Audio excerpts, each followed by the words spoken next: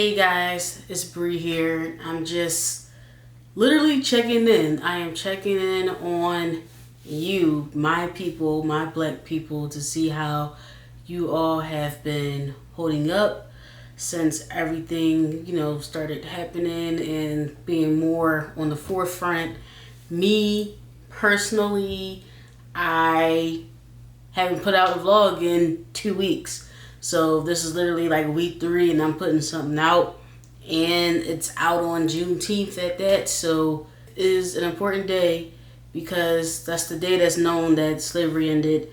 But now, at least in Philadelphia, they're trying to gear it out as or I guess they are gearing it out as a actual holiday. There's been a few companies already that has, gave their employees off or closing, and they're getting paid days off and stuff like that. I haven't heard anything, so I'm assuming that means it don't apply at my job. I definitely think that now therapy is a thing now more than ever. It's very well needed because there's a repeated cycle that black people go through, which is, the police brutality. If it's not police brutality, it's dealing with a group of racist people who are normally white. It's a lot to handle.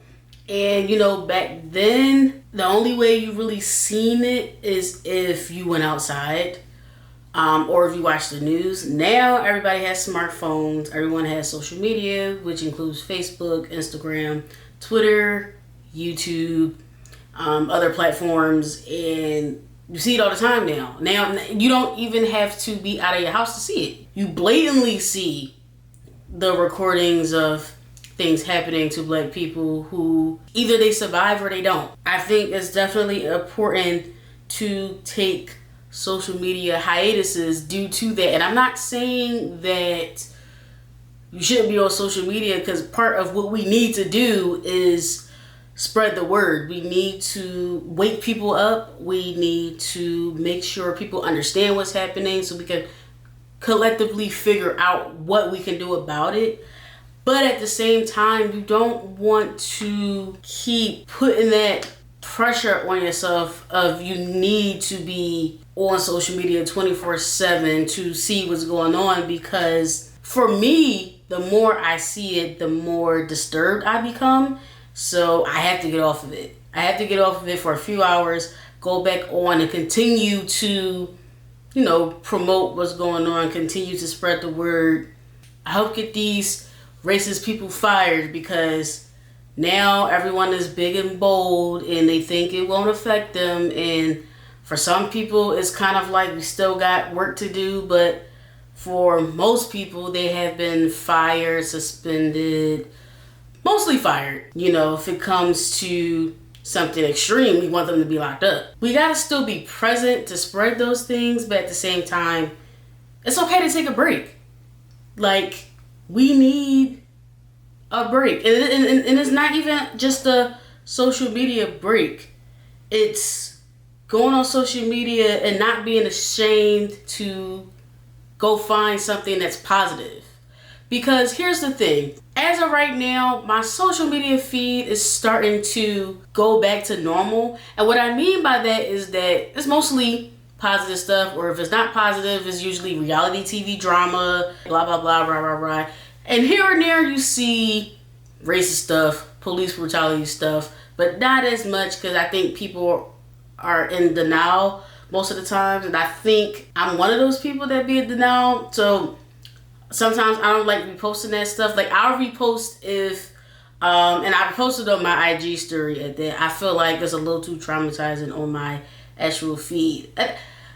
That's a different conversation, but I always post on my Instagram story, and I'll repost when, there's people going missing and stuff like that. But actual videos of like police officer killing a black man, stuff like that, I don't really like reposting it like that because it's triggering for me. So yeah, the social media feed is starting to go back to normal, which is both a good and bad thing. And the reason why it's sort of good is because you want to go back to seeing the positive stuff. The bad thing is, or the con, I should say, is that we can't go back to normal, because at any given time, this could be you, me, your friend, your mom, your dad, your brother, your sister, cousins, grandparents, aunts, uncles, whatever the case may be. So we don't want to go back to that normal. I think it's important to create a new normal. And a new normal for me would be to have an even balance of the positive things and the political awareness of what's going on, because you have, you know, your news, you have everybody reporting it, who's, you know, protesting, making petitions, doing donations and stuff like that, and spreading new information every second or every moment of the day. And then you have this side where you kind of want to escape from that for a while. And this is where I'm talking about like the positive posts. Like, because I'm a vlogger, I watch a lot of different vlogs, and I noticed that the shift of those channels are changing because everything that's happened. Yeah, it's a huge shift in the YouTube community, I should say. You know, YouTubers, social media, content creators, they're kind of stuck in this situation where if they don't talk about what's going on, they're kind of getting talked about in a negative way. Then if they do talk about it, it's kind of both. Like, they get praised for talking about it, and then it's negative because there's people who didn't think they were for that, so then they get like unfollowed and stuff like that. So I know creators in general have a lot to benefit and lose when it comes to a situation like that, on top of already dealing with a pandemic. A lot of artists, they often deal with, if they don't say anything, then they're canceled. If they do say something, they have to make sure they say it carefully or they display it carefully. Otherwise, they'll either get praised or they get canceled. And I know that my boyfriend Jeff is one of those people who, at one point in time, he didn't know what to create. Like, he was too angry to create because of everything that's going on. But he ended up creating 3 pieces that's been reflective on this Black Lives Matter 2020 movement. They've been getting a lot of praise. One of them actually ended up being on the Shade Room, so that is amazing. But what I'm afraid of, and I've told him about this, we've had discussions about this, but what I am afraid of is that there are, I'm just going to say, racist people that they find it and they try to just down talk it, backlash it, trash it, and say all types of things because there is an artist that was in the BET art show he did in DC, and she's very talented. However, she has publicly came out and revealed that she's been receiving like death threats and harsh DMs on Instagram, and she's actually taken screenshots and shown some of them. But she still creates. That none of that is going to stop her, phase her from doing what she needs to do. She's still going to express because she's Black and she's proud. I'm afraid something similar will happen to Jeff, but the moment that does, all hell's going to break loose, especially for me. So I will say I'm glad as of yet that hasn't come across him, but I am going to tell you that there are companies, since everything has been happening, there's companies that are imposing to be Black-owned businesses, which they are not. And I do want to let people know to watch out for websites like that, because you see Black art and you see that it's cheap and you want to say, yeah, I'll get it. However, those art pieces are stolen, okay?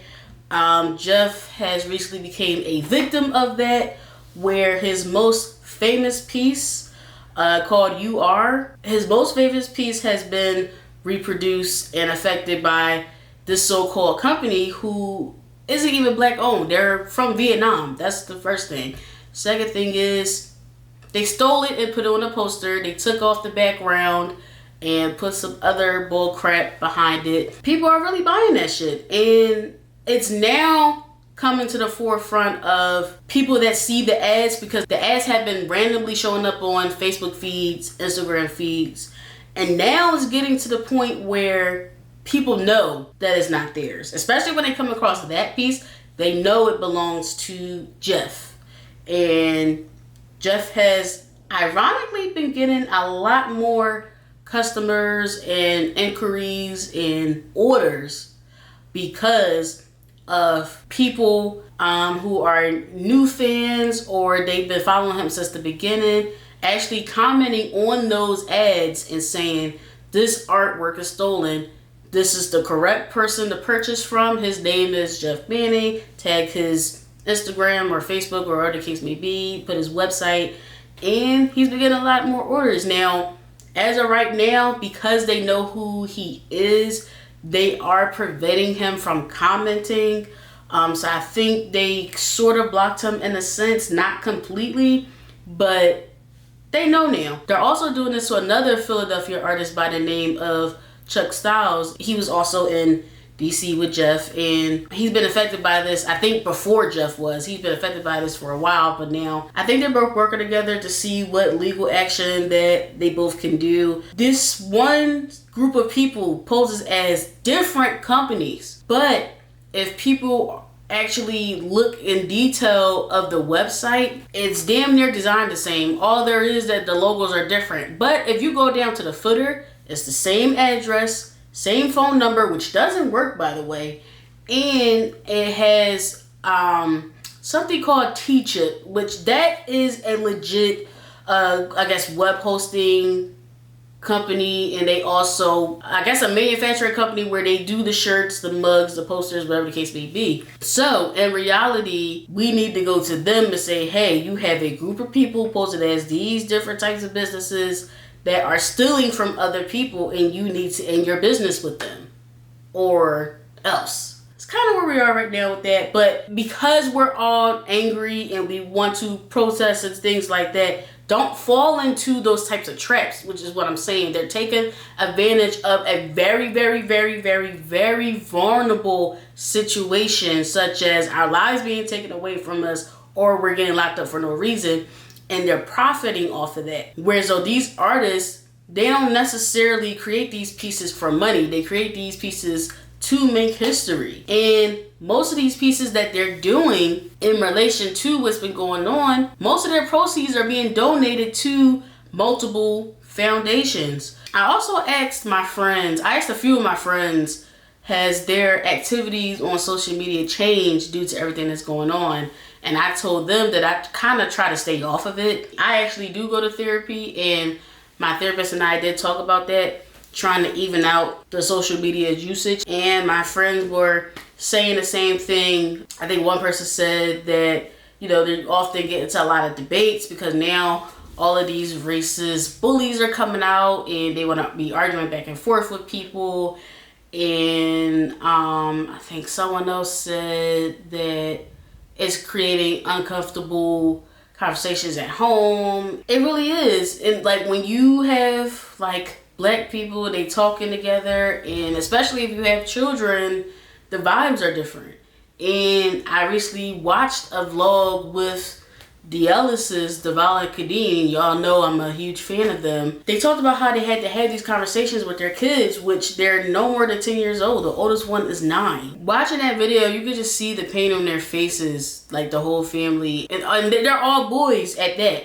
So the oldest child is 9. The younger two are 3 and 2, about to turn 3 and 4. The fact that they had to talk about this with their kids that young. And I can't even imagine how many other people have to do that now, because you're not sure if they walk out of this house. You don't know if you're going to see them again. You really don't know. And it's heartbreaking. And you know what? I've also thought about jobs, right? Like, how are they going to talk to their employees about what's been going on? You know, I'm also thinking about how they're going to make certain policy changes in their, you know, employee handbooks and stuff like that. For me, a deal breaker at my job is going to be if I'm on the phone with somebody and they start asking me what's my race because they think I sound Black, which I mean, I am, but I have a professional voice. So if they have a ounce of confirmation that I sound Black, if they start cursing at me, saying racial slurs, this, that, and the third, I'm hanging up on the person, number one. And number two, I'm quitting.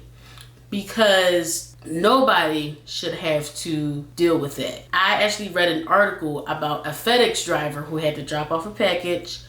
Unfortunately, it was at a racist woman's house, and she was saying all types of racial slurs, and she spit on him. So the fact that her nasty ass did that while we're dealing with a pandemic, so you don't want anybody else's bodily fluids on you because you don't want the coronavirus. And then 2, the whole racial discrimination after he just delivered your damn package. I can't even imagine what he was going through, because he can't get mad, yell, or push back because she's going to call the cops and he may or may not die. Not only that, even if it didn't go that far, he would have probably gotten fired. Imagine all that anger that's bottled up inside because you can't scream back at that customer, or that animal, I should say, because anybody that acts like that is not a human being. I think he just went back to his truck and cried about it, like, because you want to live. And that's why I'm saying that we need therapy. And I don't want to hear any other black person saying that we don't need therapy right now. We do. We think we can handle this ourselves, and some people, maybe y'all can, but I know me personally, I can't. Yeah, that's definitely a deal breaker for me. If that ever happened to me at my job, I'm walking out right on the spot. In this case, I'm working from home. I'm quitting. I'm going to drop my work laptop off, and that's it. I'm done. Because that, I would never let anybody disrespect you like that. And I don't care if I hang up on them. So that's, I'm putting that out there right now. That better not happen to me. If it does, then I'm walking away. I can tolerate a lot of things. I can tolerate people yelling at me over the phone. I built tough skin when it comes to stuff like that. But that is one thing that I will not and never tolerate. Jobs need to have meetings. And honestly, for me, because my manager is black, I felt like this should have been done when everything started popping off. We could have had a Zoom meeting, a call-in conference, whatever the case may be. Most of his staff is black, so I just think that should have happened. Will it ever happen? I don't know. And yeah, I just wanted to check on y'all. You guys are, part of my family, and again, I do apologize for not posting within the last 2 weeks. Everything is just kind of hectic, and I'm just trying to take it all in and not go back to the old normal, but create a new normal. It's nothing wrong with creating a new normal, with balancing out the positive posts and videos, and also being politically aware of what's going on right now, what needs to happen to make things better in the future. There's one more thing I'm gonna say to y'all before I'm done with this, right? I will never, ever, ever, ever, ever believe that a black man or a black woman would commit suicide by lynching themselves. I would never believe that, because that's impossible. That's truly impossible. This past week alone, there's been like 7 or 8 lynchings of black men and women in different parts of the United States. This is not just down south anymore. It's probably 2 down south, 2 in Georgia, 2 in California, 1 in Manhattan, a woman in, I forgot what state she was in, and then another woman in South Africa. And the reason why I said 8 is because the woman in South Africa was pregnant. She was 8 months pregnant. So y'all killed 2 people. Y'all killed a woman and her baby. So again, I fail to believe that lynching is a one-man job. It's not. Multiple people take parts in that.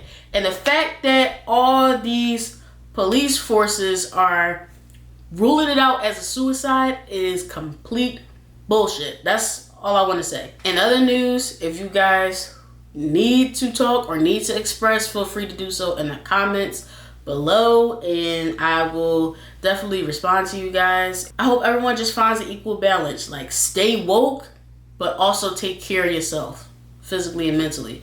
All right? Love you guys. Peace.